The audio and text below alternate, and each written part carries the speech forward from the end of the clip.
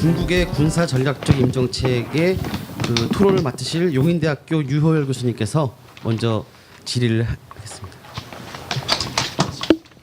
용인대학교 유호열입니다.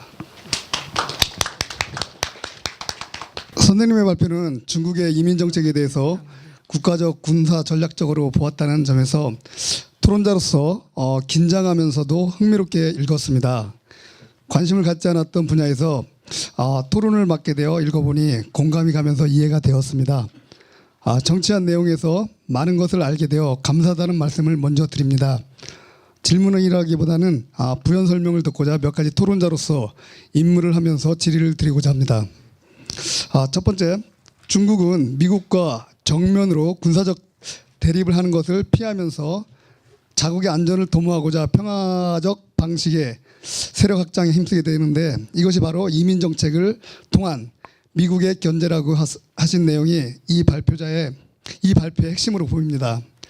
그 가운데 군사 전략 중에 미국 이민의 급격한 증가가 일종의 미국에 대한 중국의 장기적 군사적 내용으로 보아야 하는가?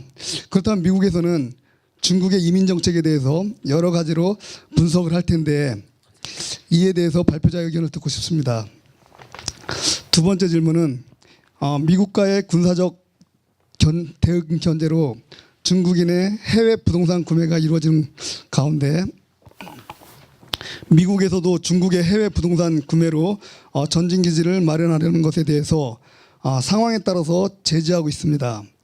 제지하지 않는 선에서 부동산을 매각한다는 것은 전진기지 마련이 안 되기 때문인 것이 아닌가 싶고, 그 상황이라는 것이 수위가 어디까지며 가능한 것인지 알고 싶습니다. 제주도를 넘어서 대마도까지 부동산 구매를 한다는데, 그렇다면 제주도는 전진기지를 마련할 수 있다는 것입니까? 발표자의 의견을 듣고 싶습니다. 세 번째, 특히 6장에서 발표자께서는 중국 한국인 자익단체에 의한 기지 주변 부동산 구매 및 시위는 순수한 활동이라고 볼 수 없으며 한중일 북한의 다국적 사회주의자들에 의한 공동 전략이라고 했는데, 순수한 활동이 아님에도 진행이 되며 이루어질 수 있는 것인지 의문스럽습니다. 마지막으로 우리나라의 경우 사드 문제를 중국이 본격적으로 거론하며 남북 갈등을 일으키고 중국에 유리한 입장으로 끌어가고 있습니다. 우리나라의 사드 문제는 중국과 연관시켜 어떻게 해결하는 것이 바람직한 대안인가? 발표자 의견을 듣고 싶습니다. 토론자의 의문이라면 아량으로 이해를 구합니다. 감사합니다. 네, 한 3개인가 4개 정도 질문인데 한 번에 다 대답을 하겠습니다. 일단 출처는 저기 보시다시피 일본 공안청에서 나온 기록인데요. 이미 일본은 요 오른쪽 부분을 제가 확대해서 한 건데, 이게 뭐냐면은 예를 들어 위안부 문제, 독도 문제 관련돼서 한일 역사 문제가 생기면은 반드시 일본이 중국이 개입했고, 그 단체는 중국 학자 유학생 연합이라는 게 있습니다. 걔네들이 중국의 그 프로파간다가 필요하면 동원이 됐고요. 그리고 그거를 관리했던 거는 중국 대사관이었습니다. 이건 한국뿐만 아니라 전 세계가 동일하고, 그리고 지금도 그렇지만은 그 유학생의 회장은 공안입니다. 현직 공안 출신이에요. 그러니까 이 사람은 순수하게 공부를 목적으로 오지 않아요. 지금 있는 중국의 유학생 학생회장도 공안입니다. 그래서 2008년도 올림픽 성화 때 서울에서 일어났던 난동 사건이라든가 이런 모든 것들이 다 거기서 계획이 됐고 움직였습니다. 이게 어떻게 발각됐냐면 2008년도에 우리나라에서 그 올림픽 성화 봉송을 할 때 그 티베트 독립운동하는 사람들을 때려잡기 위해서 그 산동성에서 무기랑 쇠파이프 같은 거랑 사람을 동원해서 한국의 관광객 신분들 오다가 그 고속천철에 사고가 나버렸어요. 그래서 막 사람들이 죽고 하면서 알게 된 겁니다. 왜? 한국에 와 있던 그러한 그 싸울 때 썼던 도구와 그 도구가 똑같은 걸 알게 됐고, 이거를 중국 대사가 불렀다는 게 들통났기 때문에. 그리고 또 뭐가 있냐면은 위안부 문제. 그래서 여기 보면 뭐 4월 며칠, 5월 며칠 이렇게 써 있죠. 독도에다가 지금 위안부 소녀상 설치한다고 하지 않습니까? 이것도 중국 거기 학자연합회가 지금 개입돼 있어요. 자, 그랬고 그다음 또 뭐가 있냐면은 그게 악의적인 부동산 구매가 가능하냐 말씀하셨지 않습니까? 가능합니다. 왜 그게 가능하느냐? 일반적으로 도시 안에, 예를 들어서 도시 안에 소방서라든가 경찰서, 우리나라 치면 청와대 뒤쪽의 땅, 이런 거 살 때 중국인 명의로 삽니다. 왜냐? 한국 사람과 일본인 그 중국인 이름이 3글자이기 때문에 구별이 잘 안 돼요. 물론 그 서류상으로 보면 중국인이 드러나지만, 그렇지만은 그게 아니라 군대 기지, 변방의 군대기지 옆에 땅을 살 때는요 꼭 현지 명의를 도용해서 합니다. 일본의 경우가 그랬고요. 한국의 경우도 지금 그럴 것 같습니다. 그런 식으로 하다 보니까 무한정사도 이게 합법이에요. 왜? 외국인 투자를 우리나라 같은 경우는 풀어줬지 않습니까? 5억 이상 투자하면은 영주권까지 준다고. 이게 다른 나라 같은 경우, 특히 일본 같은 경우 굉장히 까다롭게 하는데 한국은요 무조건 외자만 들어온다면 다 웰컴입니다. 그래서 우리나라 완전 고삐 풀린 망아처럼 다 풀려가지고요. 지금 아까 얘기했잖습니까? 제주도 땅의 44%가 중국인 소유라고. 우리나라 같은 경우 특히 심합니다. 이거 왜 그러느냐? 우리나라에서 많은 정치인들이 여기로부터 자금을 받는 것 같습니다. 어떤 식으로 받느냐? 아주 간단해요. 사업하는 겁니다. 한국 사람이 중국으로 물건을 팔 때 특히 많이 파는 게 화장품이에요. 요즘 같은 경우는. 그러면 어떻게 합니까? 화장품 한 개의 단가가 예를 들어 10,000원이다. 그러면 20,000원으로 쳐줍니다. 그래서 합작 기업을 하니까 반반 나눠 먹으니까 5,000원 마진, 5,000원 마진 이런 식으로. 그래서 가격을 팔 때 특혜를 줘버려요. 그러다 보니까 어떻게 되니까 엄청난 일반 마진의 이상의 마진을 버는 거예요. 그 남는 마진이 바로 정치자금으로 들어가죠. 이러다 보니까 이것이 굉장히 단맛이 들다 보니까 중국하고에 대해서 절대 저항하지 않아요. 서해안에서 중국 애들이 싹쓸이 어선을 해도 야당은 침묵합니다.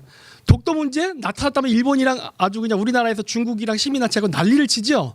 그런데 동북공정 아무 말도 안 해요. 이런 것들이 문제라는 거예요. 왜 그럴까요? 돈 먹으면 꿀 먹으면 버려야 되는 겁니다.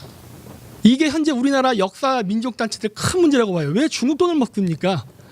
그리고 또 어떤 문제가 있냐면은 여기 제주도 보이시지만은 지금 저 지역이 지금 한국인들이 그 당시에 그 김평가는 그 도지사 있을 때 그때 인구가 확 늘었을 때입니다. 강정마을에다 미군 기지를 질 것인지 안 질 것인지 그 투표한다고 할 때. 근데 이 사람들은 투표에 개입되진 않고 왕창 호적을 이전해 갖고 반대 시위를 했었어요. 그러면서 이 사람들이 제주도 도지사 뽑을 때 친야당적인 인사를 뽑게끔 투표권을 가지니까 이걸 갖고 투표 행세를 해 갖고 야권화 시키려고 많이 노력했습니다. 근데 이거를 제가 왜 거기다 결부를 시키냐? 오키나와에서 일어났어요. 오키나와의 전 도지사가 중국인입니다. 물론 기화한 중국입니다.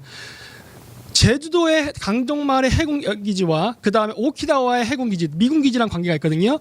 이거를 그냥 내쫓을 수가 없으니까 어떻게 하는 거냐. 시위를 하면서 계속 호구 이전을 해가지고 인구를 불린 다음에 투표해서 친중국적인 인사를 도지사로 뽑는 겁니다. 그래서 그 도지사 이름으로 미군기지를 철수시켜요. 오키나와에서 그 일이 벌써 일어났습니다. 그걸 갖다 지금 일본 같은 경우는 중앙정부가 확 때려잡고 못하게 막았어요. 그랬더니 또 민주화 탄압이다 막 이래갖고 난리를 치는데 이게 제주도의 미래가 아니라고 보장하실 수 있습니까? 지금 제주도에 지금 땅을 44%를 살 정도로 중국인들이 들어왔는데 얘들이 나중에 투표권을 안 가질 거라 생각하세요? 평택에 앞으로 들어오게 될 60만 중국인들은 어떻게 되는 겁니까? 투표권 줘야겠죠. 그렇게 되는 순간 바로 친중적 인사가 도지사가 되고 시장이 되는 겁니다. 그러면서 차이나타운을 더 확대하고 차이나타운이 확대되면 어떤 문제가 발생하느냐? 아까 얘기했듯이 일자녀 그 정책에 의해서 2명, 3명째나 잉여 인간이 생기는데 얘들이 우리나라에 들어오잖아요. 그런 차이나타운에서는요 무보수로 일을 시킵니다. 여러분 전 세계에서 가장 싼 음식을요 배낭여행하면서 드시고 싶으면 차이나타운 가면 됩니다.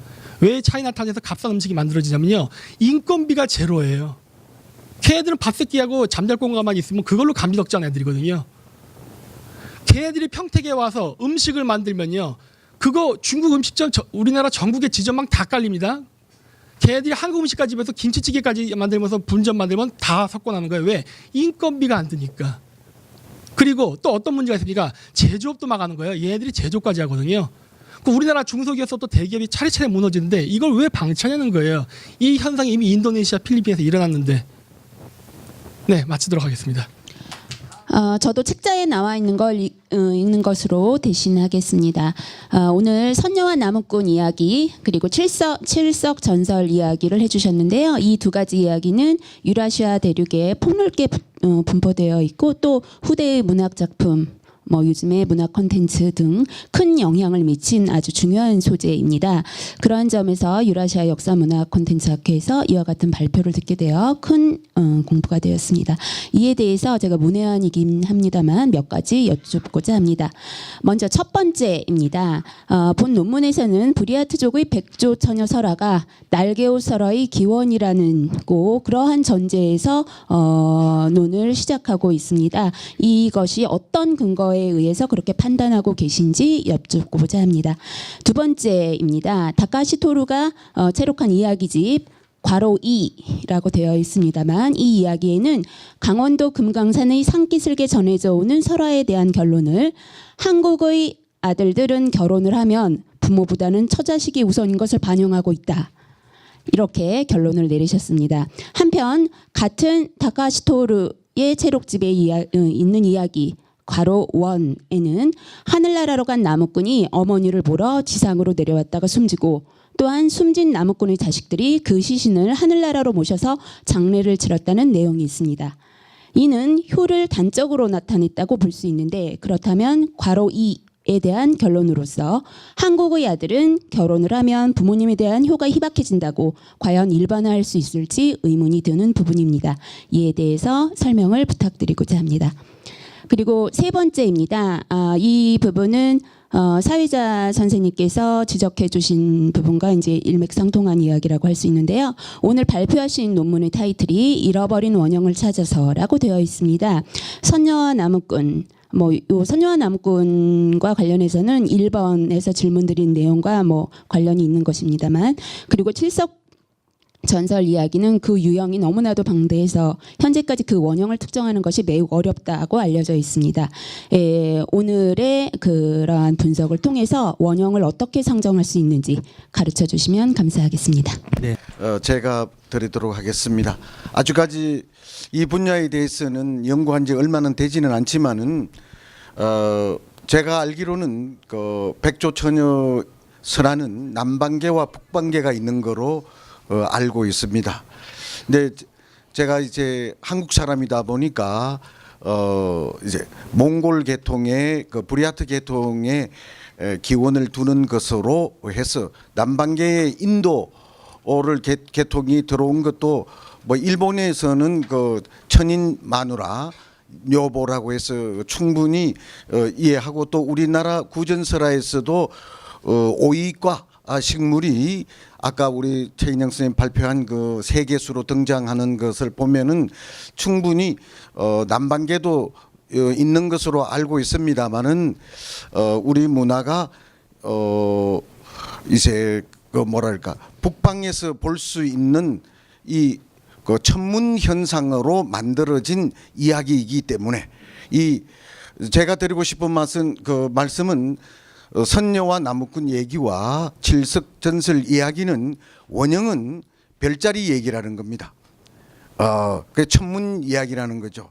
그 천문 얘기를 우리가 하면 미신이고 아메리카에서 하면 과학이 되는 이런 현실이에요.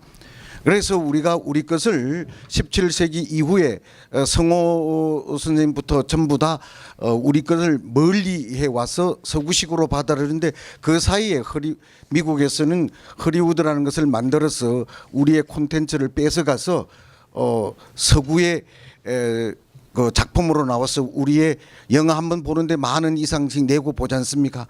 얼마나 통탄할 일인지 한번 생각을 해봐야 되고요. 그래서 학정적인 건 아닌데 저희는 그 남방과 북방 중에서 북방에 근거를 두고 했다는 점을 말씀드리면 미흡하지만은 답이 되리라 생각을 하고요. 여기에 잘 보면 2번은 저 국문과 교수님들한테 제가 오히려 반문을 드리고 싶은데,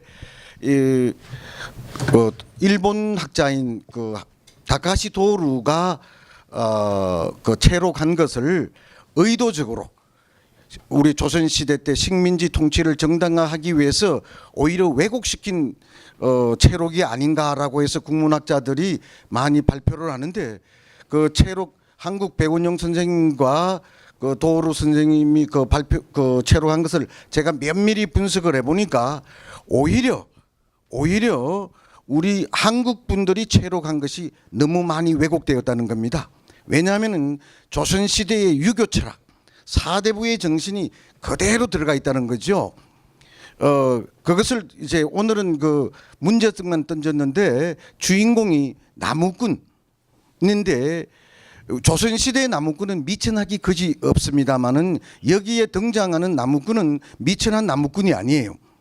우리나라 조선인에 보면은 지구상 어디에도 가난한 총각, 호르몬인을 모시는 총각이 나오는 것은 우리 한국밖에 없습니다. 이것을 무엇을 의미하는가?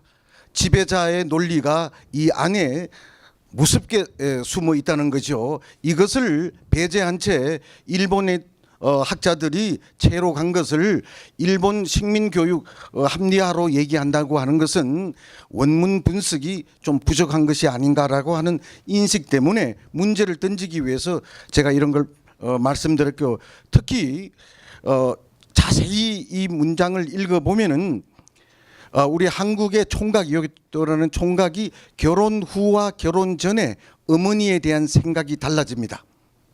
결혼 전에는 어머님을 모시기 위해서 호강시키기 위해서 결혼을 하려고 하죠. 그러나 결혼 후에는 처자식 돌보고 처자식을 그리워하는 얘기가 주가 이루어져 있습니다. 요 얘기를 한번 잘 읽어보면은, 그래서 다시 한번 상기시키기 위해서 그 효열 사상이죠. 사실은 효가 아니고 효열로 되어야 되는데 효사상으로 되어 있는 것 같고요. 아무튼 답이 되었나 모르겠습니다만은 세 번째, 이게 원형이 를 찾아서 얘기가 좀 문제가 있다고 사회자도 아까 말씀하신 걸 제가 들었는데, 우리가 체록한 설화나 전설이 원형이 아니라는 거예요. 그것을 강조하기 위해서 이 원형은 특히 우리가 조선시대 때 이후에 체록된 거기 때문에, 우리 조선시대 하면은 선비 이 중심 사상이 너무 많이 깊숙이 되어 있다라는 것을, 그렇다면 거기에 숨어 있는 원형은 무엇일까를 찾아보는데, 고구려의 덕흥리 고분백화 408년에 그려졌다고 하는 덕흥리 고분백화에 보면은 지금까지 학자들이 생생지상의 생생이를 산해경에 나오는 생생은 개구변의 날생자로 되어 있습니다. 개구변의 날생자로 되어 있는데 덕흥리 고분백화 견우직녀도에 보면은 개구변의 별성자로 되어 있습니다. 그런데 그것을 모든 분들이 같다라고 해석을 해서 원숭이나 고릴라로 해석을 하고 있는데, 이번에 우연히 모로바시 한자 대사전을 제가 연구실에 있는 것을 찾아보니까 그 생생이 그대로 나와 있어요. 그래서 그 생생이 바로 짖는 개, 짖는 개라는 뜻이라는 거예요. 그래서 그것을 이제 개라는 것을 놓고 이 두 칠석과 나무꾼과 선녀 이야기를 재해석을 해보니까 이게 맞아 들어간다는 거예요. 특히 여기에 나온 검게 보이는 검은 개, 견우직녀도에 나오는 그 직녀 옆에 있는 개에 대해서 사람들이 말이 많은데, 검게 보이니까 금둥이라 해야 되지 않느냐. 일본에서는 쿠로라고 하는 그 불러요. 금둥이의 의미를. 쿠로니까 이 얘기를 하는 것이 한국에 있는 일본학을 하는 분이 하니까 이걸 쿠로라고 쉽게 얘기를 했는데, 제가 칠석 나무꾼과 선녀 얘기를 우리 구전 체록에 보면니까 이게가 검은 개라도 있는 것이 있습니다. 시간이 이제 요 원고를 내고 난 후에 그것이 발견됐는데, 청삽살이라고 분명히 나와 있어요. 아까 견우개와 직녀개로 구분했을 때 그 견우 직녀 옆에 있는 개, 검게 보이는 그 개가 뭐라고 얘기를 할까요? 직녀개로서 분명히 청삽살이가 여기저기 보인다라고 하는 그 구절이 있기 때문에 일본의 그 식으로 부르지 말고 청삽살이로 불러야 된다는 것이 제 얘기입니다. 그래서 우리가 지금까지 이 나무꾼과 선녀 이야기와 칠석전설 얘기를 별에 대한 얘기라는 것을 망각하고 있었다는 얘기예요. 제가 3년 됐습니다. 벌써 3년 전에 우연히 김정민 박사를 만나서 얘기하는 과정에 이런 얘기를 하더라고. 젊은 학자분이 교수님 이 지구상에 있는 모든 것은 왜곡된 자료입니다. 왜곡된 자료. 가진 자의 입장에서 남겨진 기록인데 단지 하나 인간이 왜곡하지 못한 것이 있다는 거예요. 우리 인간 문화 역사 중에서 그게 바로 천문이라는 겁니다. 그래서 그때부터 정신이 바짝 들어서 천문에 대해서 아주 뭐 지식이 미미하지만은 그 생각을 바꾸어서 공부를 하게 되니까 새로운 것이 보이기 시작하더라는 겁니다. 왜냐하면 이제 연구의 시작, 제가 두 번째 학생을 지도하다 보니까 첫 번째, 두 번째 나왔는데 요 미미한 것은 앞으로 더 보충해서 더 좋은 논문으로 완성시키도록 하겠습니다. 이상입니다. 네, 고맙습니다. 뭐 저기 국문학자로서의 다카시 토루의 그 설화집과 우리 한국인들이 체록했던 이 설화집을 한번 비교하는 거는 굉장히 의미가 있다고 생각됩니다. 특히나 지금 말씀하신 것처럼 어떤 유교적 이데올로기가 개입된 어떤 설화의 체록, 이건 좀 문제가 있다고 생각됩니다. 동방문화대학교 조성재입니다. 먼저 우리 두 분 선생님 그 고대 아시아 토템의 서사 구조를 통해 본 사기 오제봉기의 이해와 비판, 아주 훌륭한 논문 정말 감사드립니다. 제가 이 논문을 통해서 사제 오제봉기에 나타난 토대 사상을 잘 몰랐는데 덕분에 또 공부를 하게 됐고, 감히 정말 훌륭한 논문인데 제가 감히 이걸 또 평하자니까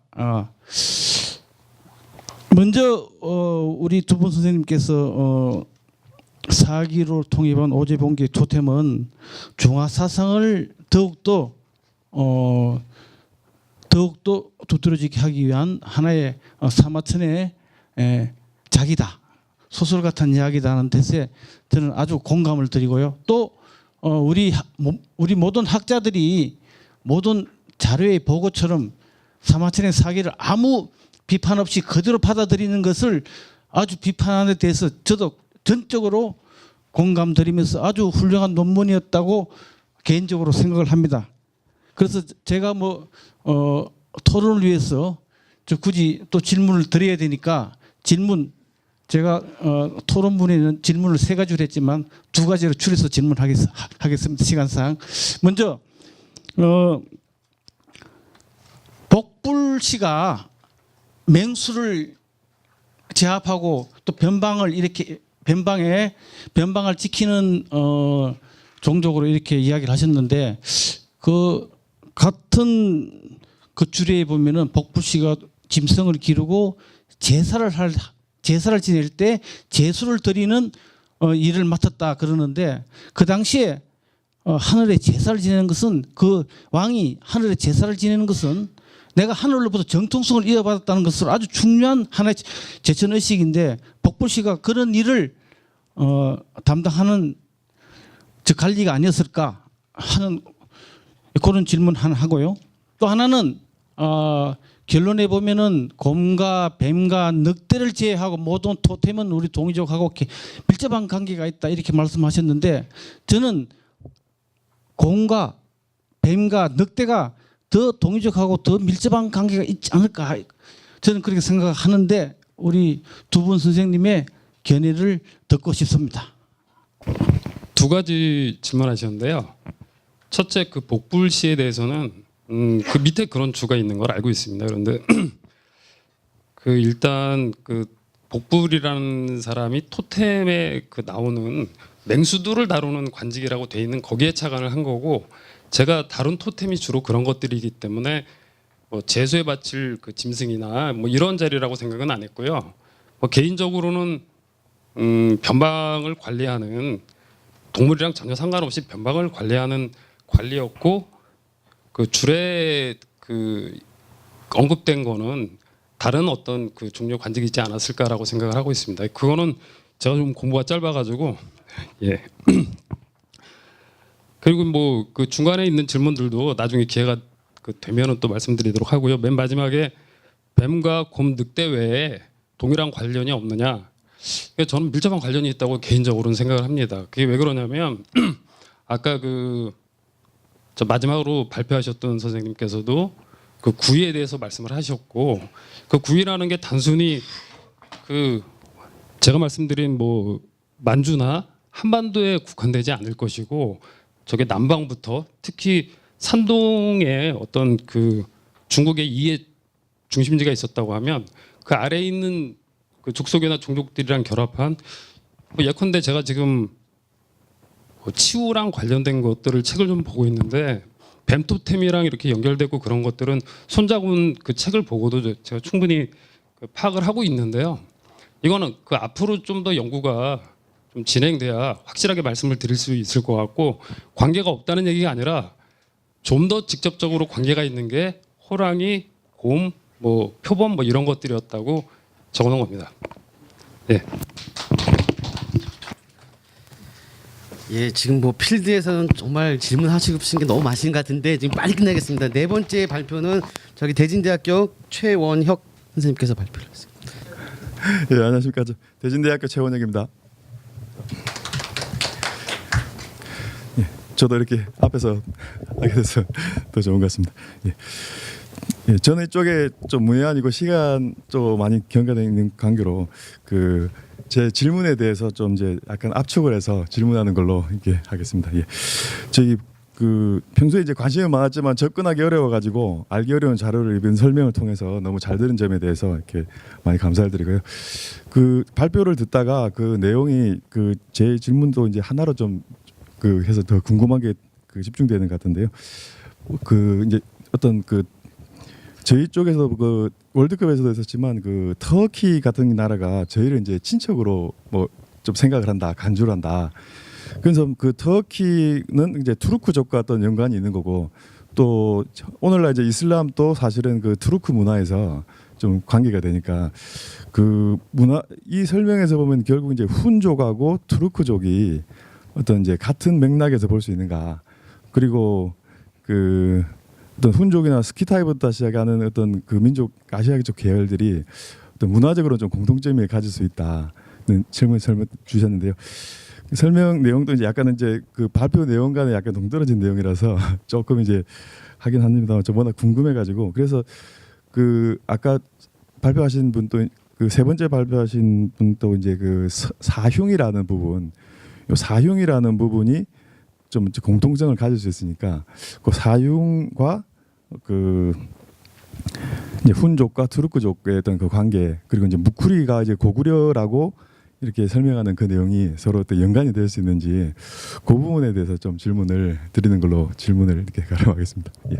만족스러운 그 대답을 드릴 수 있을지는 모르겠습니다.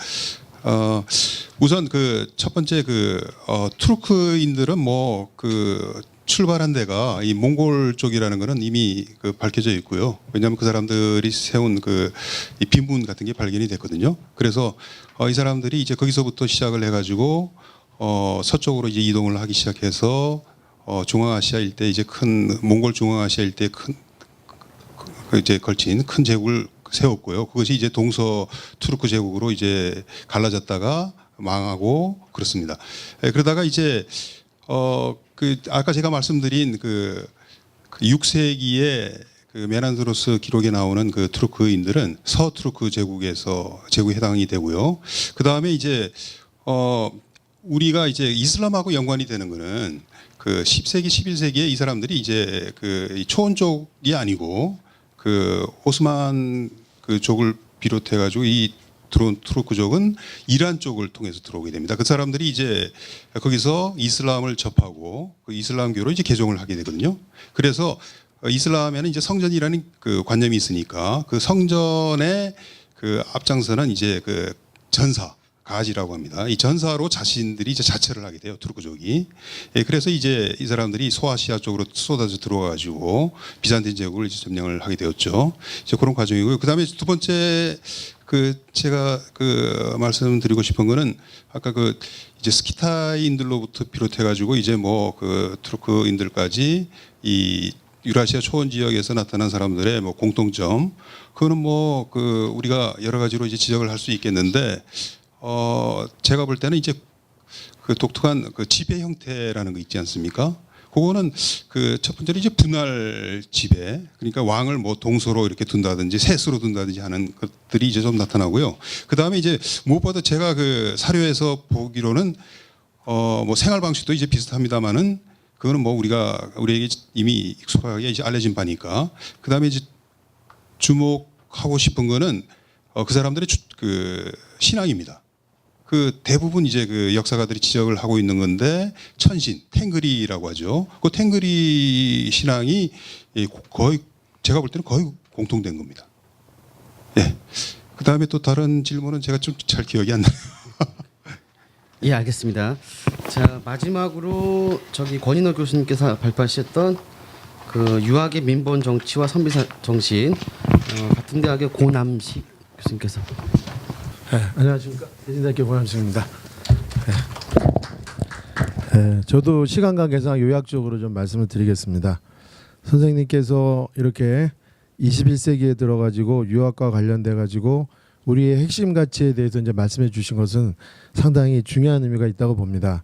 온고의 지신이라는 그런 의미에서도 우리가 현재의 그 사실만을 생각하는 것은 좀 바람직하지 않은 방향인 것 같습니다. 그래서 세 가지로 이렇게 질문을 드렸는데요. 선생님께 이제 요약적으로 좀 말씀을 드리면, 선생님께서 말씀하신 그 내용 외에 또 다른 사상을 추가적으로 말씀하신다면 좀 어떤 게 있으신지, 또 21세기를 살아가면서 우리가 이제 이 세 인물에 대해서 말씀하셨거든요. 황희, 이중경, 최재공 이분들에 대해서 말씀하셨는데, 역시 이제 이분 외에도 좀 더 말씀해 주실 수 있는 훌륭한 이런 유학자의 어떤 선비 정신이 있으면 말씀해 주시고요. 이런 것들이 이제 우리의 핵심 가치로서 잘 조명된다면 우리가 이제 자주적으로 또 잘 이렇게 살아갈 수 있지 않을까 생각합니다. 예, 감사합니다.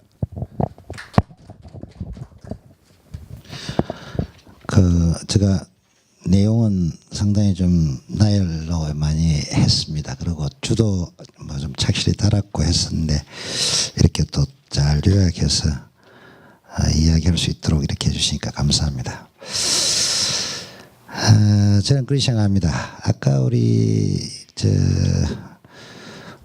회장님께서도 말씀했는데, 우리가 알고 있는 그 유학을 벌써 잘못 알고 있는, 거의 상식으로 되어 있습니다. 다카시 도루에 예를 들어서 태계학파는 영남학파이고 이중심이고 그렇게 다 알고 있죠.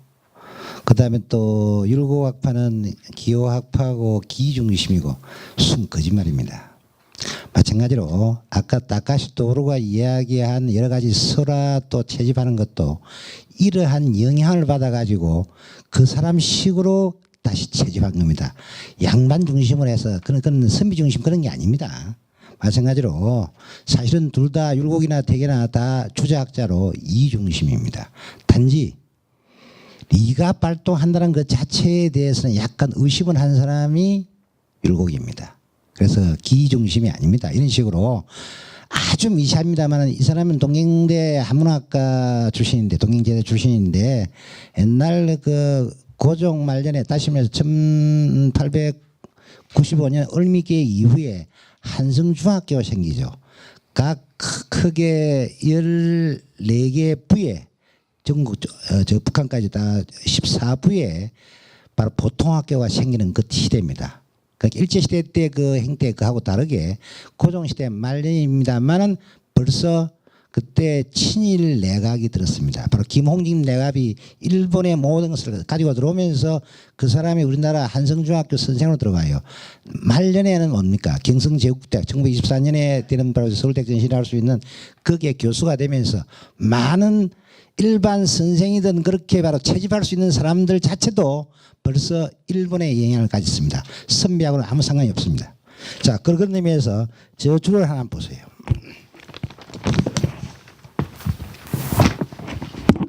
어, 86쪽에 주 34입니다.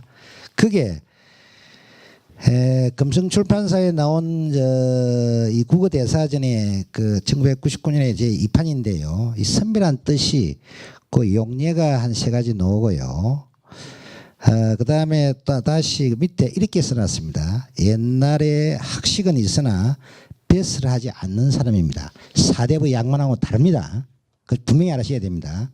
모든 그냥 옛날 산업공상 해가지고 모든 우리가 옛날에 쌍놈이라는 행태가 바로 농공사하는 사람은 상인입니다. 그래서 조금 발음할 때는 쌍놈이라고 그러죠. 그 다음에 노비라든지 기타 아주 하천 백정이나 이런 사람들은 뭡니까? 천민이라고 그러고 그걸 잡놈 잡년이라고 그럽니다. 우리 요즘 욕처럼 들리죠. 이게 잡인이라고 그랬습니다. 그렇지만 그 위에 있는 사람들 사부터 사가 다시 말해서 뱃을 양반이 뭡니까? 동반 우반 사대부가 이게 사가 대부가 됐을 때 관리가 됐을 때는 바로 양반이라고 그럽니다. 그러니까 이 부분 분명히 해야 됩니다. 일단 뱃을 안 한 사람들은 상당히 옛날부터 우리 한국 사람들은 관에 대해서 일제시대 때에 의한 그런 불만에서 그렇다는 것도 있지만 원래 제야에서 일단 우리가 옛날 있어 왔던 다시 말해서 뭐 무당이나든지 기타 옛날에는 원래 재정일치였으니까 하늘에 대한 얘기도 제가 쭉 여러 가지 서양의 하늘과 다 다르다는 거 다 설명 다 해놨습니다. 이게 이 주에 다 해놨으니까 그 하늘에 대한 형태도 다르고 일반적으로 우리가 제가 보면 하나 또 그걸 꼭 여러분들이 아마 좀 다음에 좀 그 하실 때 그 부분은 좀 생각하셔가지고 해야 될 부분이 하나 있습니다. 바로 저 85페이지요. 제일 위에 있는 그 단락에 이런 이야기가 나옵니다. 바로 이 장깔병의 그 분수에 대해서요. 장깔병의 예정론하고 바로 주저하게 산농공상이라는 정분론이 있습니다. 같은 유학자라도 명나라 오면 왕수인은 그것이 어떤 의미에서 하늘이 정한 이 짱갈뱅이라는 사람은 우리 막스 베버가 얘기하면서 지금의 자본주의라는 행태는 하나님의 소명의 의식에 의해서 내 직업이든 내 신분을 갖다가 하나님이 미리 결정해 놓은 것이다. 심지어 나중에 천국에 가고 지옥 가는 것도 다 정해 놨다. 그게 예정론입니다. 그게 바로 16세기 초반에 종교개혁하면서 지금 장로교가 다 그쪽입니다. 우리나라 들어온 이게 상당히 아주 중세적인 정말 캐캐 먹은 겁니다. 이걸 지금 우리가 비판을 해야 되는 겁니다. 그러나 벌써 유학에서는 그게 다르기 시작됩니다. 아까도 우리 성호 이익 스님 우리 이 선생님께서 말씀하셨습니다만 기본적으로 실학으로 내려오면요. 바로 양명학 왕수인 같은 경우에는 이 산업공상이 자기의 소질에 의해서 달라진다까지 얘기합니다. 상당히 앞섰죠. 우리가 공노비를 해방한 적 없습니까? 1801년입니다. 순조 1년이에요. 물론 정선왕후가 된 겁니다만 정조가 사실 미리 다 해놓은 걸 갖다가 정조 죽고 나서 바로 발표하죠. 서양이 다시 말해서 러시아가 1861년에 농노를 해방하죠. 미국은 언제입니까? 바로 남북전쟁 이후에 사실 그 남북전쟁이라는 것은 노예 해방 때문에 엉클 토스 케빈을 잃고 링컨이 한 게 아닙니다. 링컨은 뭡니까? 북부의 공업지대니까 남부에 있는 약 400만의 흑인 노예들 빼내가지고 북부의 노동자를 만들려고 그래. 거기서 장난친 거죠. 그건 우리 읽어야 됩니다. 그 행태로 우리가 그 박정희도 어떻게 했습니까? 비록 우리 이중국가제를 하면서 이 오는 양식의 행태, 아까 우리 중국 음식도 말했습니다만 그렇게 싸게 이중국가제를 하면서 그때 제가 초등학교 그때가 67년인가 그런데 그때 우리가 위용기 있습니다. 지리면데 그때 당시 농촌 인구가 60몇 %였습니다. 지금 몇 프로입니까? 벌써 6, 7%밖에 안 됩니다. 그거 다 와서 거의 우리가 도시민의 하층민을 지금도 물론 열심히 해가지고 그것도 한 것도 있지만 구조적인 행태에서 아직도 지금 우리가 안 되고 있잖아요. 지금 돈만 오면 이게 우리가 지금 양말 아니에요? 이런 행태는 우리가 현실하고 같이 연결시켜서 우리가 가지고 있는 서구 신화 행태는 조금씩 깨야 됩니다. 그렇다고 해서 우리가 아까 말한 대로 내가 뭡니까 그 약 선전하면서 우리께 다 좋은 게 아닙니다. 분명히 제일 앞에 내가 서론에 써놨습니다. 비판적으로 개성해야 됩니다. 그러지 않고 모든 것은 우리끼리 다 좋고 다 일본 놈들이 뭐 중국 놈들이 그다음에 그 일본 놈들보다 미국 놈들이 다 왜곡했다 그렇게 내가 보는 게 아닙니다. 예, 선생님. 예, 그런 식으로 조금은 좀 해석했습니다. 예, 예, 고맙습니다. 알겠습니다. 예, 저기 필드에서의 그 토론도 지금 발표 순서대로 한번 질문을 받겠습니다. 자, 첫 번째 김정민 선생님, 그 중국의 군사 전략적 임정책에 관련된 그 선생님 여기 지금 그래서 좀 질문하실 분을 한번 손 한번 들어주십시오. 일단 중국이 하는 건 뭐냐면 미군 기지를 박살낼 수도 없고 해군력이 약하기 때문에 점령할 수 없기 때문에 하는 전략이 뭐냐면 이민을 많이 보내서 거기서 민주적인 절차를 통해서 도지사를 중국계 사람을 뽑아서 도지사가 그 국가의 자격으로 미군 기지를 철수를 요구하는 겁니다. 이게 오키나와에서 일어났고요. 우리나라도 제주도에서 그런 일이 반드시 일어날 겁니다. 다만 제가 여기서 얘기하고자 하는 건 뭐냐면요. 제가 그 문제에 대해서 제가 심각하다 생각해서 동영상을 올렸더니 우리나라 사람들이 어떤 식으로 반응하느냐. 일본은 위안부 문제 사과 안 했으니까 상관없다예요. 이거 굉장히 이상한 생각입니다. 국제관계에선 데모크라시 피스 시어링 게 있어요. 자유민주주의 국가는 어떠한 국가 간에 분쟁이 발생했을 때 외교적으로 해결하려고 하지 절대 무력을 쓰지 않는다예요. 우리가 일본과 독도 문제, 그 다음에 위안부 문제로 싸우긴 할지언정 일본이 오키나와 항로를 막진 않지요. 한국한테. 무력을 그대로 하게 합니다. 중국은 어때요? 지금 벌써 사드 문제 나오니까 죽인다고 협박하죠. 뭐 미사일 500개를 겨뤘다는 등. 이게 문제라는 거예요. 오키나가 독립하면은 우리가 과연 오키나를 통과하는 길을 지나갈 수 있을까요? 우리나라 수출 수입 다 막히는 겁니다. 근데 플러스 제주도까지 그렇게 먹으면 어떻게 됩니까? 우리의 수출 루트는 어떻게 되는 거예요? 없어요. 완전히 막히는 겁니다. 그러면 완전 중국의 말을 들을 수밖에 없는 거예요. 그래서 바로 제주도 강정의 해군기지 마을과 오키나와 미군기지 지역에 바로 차이나타운을 세우고 인구를 집어넣으면서 기지를 자연스럽게 제거하는 겁니다. 평택에 왜 차이나타운 지었습니까? 미군기지 있지 않습니까? 이게 전략이에요. 그다음 또 한 가지 사드 문제 말씀하셨죠? 그럼 왜 사드 문제가 중국한테 민감하냐? 중국은요 해군도 안 되고 공군도 안 됩니다. 창공이란 비행기요 그 미국 거 100개 같지만 엔진 능력이 70%밖에 안 나와서 초고속으로 못 날라요. 바리아가 항공모함도 마찬가지. 앞에 이렇게 올린 이유는 엔진이 약해서 이렇게 띄워주기 위해서 앞에 올린 거예요. 이러다 보니까 착륙이 또 안 돼. 여러 가지 문제가 있는데 뭐가 문제냐? 그래서 중국이 나온 대안이 뭐냐면 바로 미사일 공격이에요. 항공모함과 전투기가 날라오면 미사일을 연락해 쏴버리겠다는 거예요. 예, 알겠습니다, 선생님. 그래서 사드가 만약에 이번에 됐다가 취소되지 않습니까? 그러면은 미군은 북한군이 쳐들어올 때 미군이 도와주지 못합니다. 왜? 서해안으로 들어오려고 할 때 중국 애들이 미사일을 쏴버리면 다 터져요. 예, 알겠습니다, 선생님. 제가 90년대 초기에 이제 산동반도에 그 초빙받아가지고 공단단 학교 교수 앞에서 강의했거든요. 그때 중국 고대하에서 하신 분이 뭐라 그러냐면은 본래 마한 변한 진안이 중국에 있었다. 고로 너희는 중국 사람이다. 그리고 지금 중국의 역사에는 진짜 동이족은 일본 사람뿐이고 너희는 중국 사람. 사실 공자의 후손 한 10만 명이 우리나라에 있고 반기문 집안도 다 중국 사람이라고 그러고 또 진린의 후손도 여기 손자도 왔었고 많은 사람들이 한국 사람의 조상이 중국 사람이라고 그러기 때문에 또 이때까지 모사상을 우리 벗어나지 못했기 때문에 중국은 한국을 중국으로 보려고 하는 그런 것이 있는데 역으로 보면은 장개석이가 옛날에 카이로 회담 때 비밀리지만 제주도를 달라고 그랬습니다.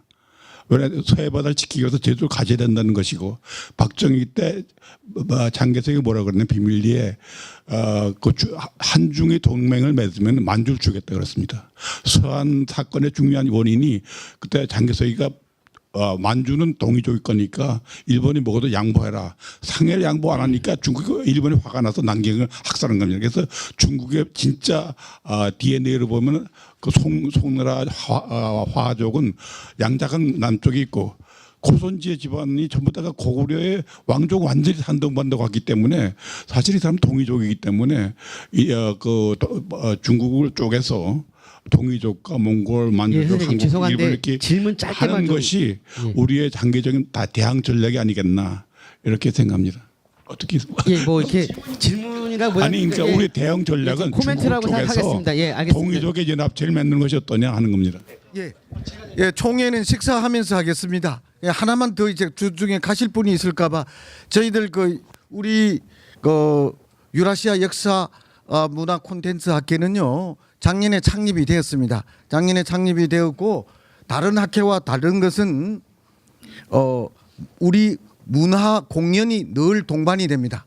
예, 오늘은 이제 시간 관계상 그 문화 예술인들을 제가 초빙을 못해서 공연을 못했는데 제가 교수 생활을 30년 하면서 문화를 이해 못하는 교수들이 강의에서 문화를 자꾸 강의를 해요.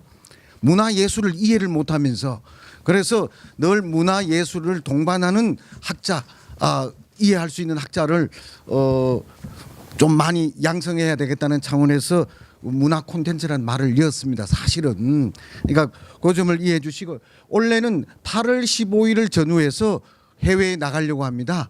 원래는 8월 13일 날에 가서 일주일 동안 중국 우리 그 한인이 천산 그 내려봤을 때 3위 이 태백을 내려다 봤는데 3위를 가려고 그랬어요. 실크로드를 경유를 해서. 근데 지금 사드 문제 때문에 중국에서 친구들이 안전을 보장 못한다. 이렇게 해서 지금 일본이나 베트남이나 카자흐스탄을 몽고 4개 중에 지금 찾고 있는 중입니다. 그래서 지금 서신을 보내서 답을 기다리고 있는 중이에요. 답이 오면은 여러분들하고 같이 논의해서 좋은 곳을 찾아서 또 우리는 이제는 눈으로 확인하지 않고 가보지 실질적으로 오감으로 느끼지 않은 학문은 하지 않겠습니다. 이상입니다.